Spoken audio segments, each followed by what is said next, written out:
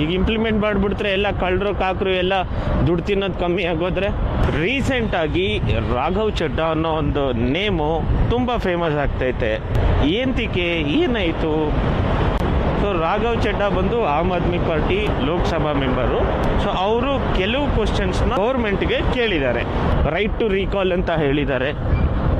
So ನಾವೇನು choose ಮಾಡಿರೋ ಅಂತ ಒಬ್ಬ ಮೇಲೆ ಯಾರು ಇರ್ತಾರೆ, ಅವ್ರು ವರ್ಕ್ ಮಾಡಿಲ್ಲ ಅಂದರೆ ಪಬ್ಲಿಕ್ ಅವ್ರನ್ನ ರೀಕಾಲ್ ಮಾಡ್ಬೋದು, ಕೆಳಗಡೆ ಇಳಿಸ್ಬೋದು. ಏರ್ ಟ್ರಾವೆಲ್ನ ಲಕ್ಸುರಿ ಮಾಡಬೇಡಿ, ಅಲ್ಲಿ ತುಂಬ ಚಾರ್ಜ್ ಮಾಡ್ತಿದ್ದಾರೆ.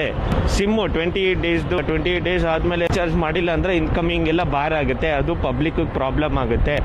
ಬ್ಯಾಂಕ್ಸ್ ಅವರು ಮಿನಿಮಮ್ ಬ್ಯಾಲೆನ್ಸ್ ಮೇಂಟೈನ್ ಮಾಡಿಲ್ಲ ಅಂದರೆ ಅವರು ಸರ್ಟನ್ ಅಮೌಂಟ್ನ ಅವರು ಚಾರ್ಜ್ ಮಾಡ್ತೀನಿ ಅಂತ ಹೇಳಿದ್ದಾರೆ. ರೋಡ್ ಟ್ಯಾಕ್ಸ್ ಆಲ್ರೆಡಿ ನಾವು ಬೈಕ್ ತೊಗೋಬೇಕಾದ್ರೆ, ವೆಹಿಕಲ್ ತೊಗೋಬೇಕಾದ್ರೆ ಪೇ ಮಾಡಿರ್ತಾರೆ. ಸೊ ಅಗೇನ್ ನಾವು ಇದು ಟ್ಯಾಕ್ಸ್ನ ನಾವು ಇಂಪೋಸ್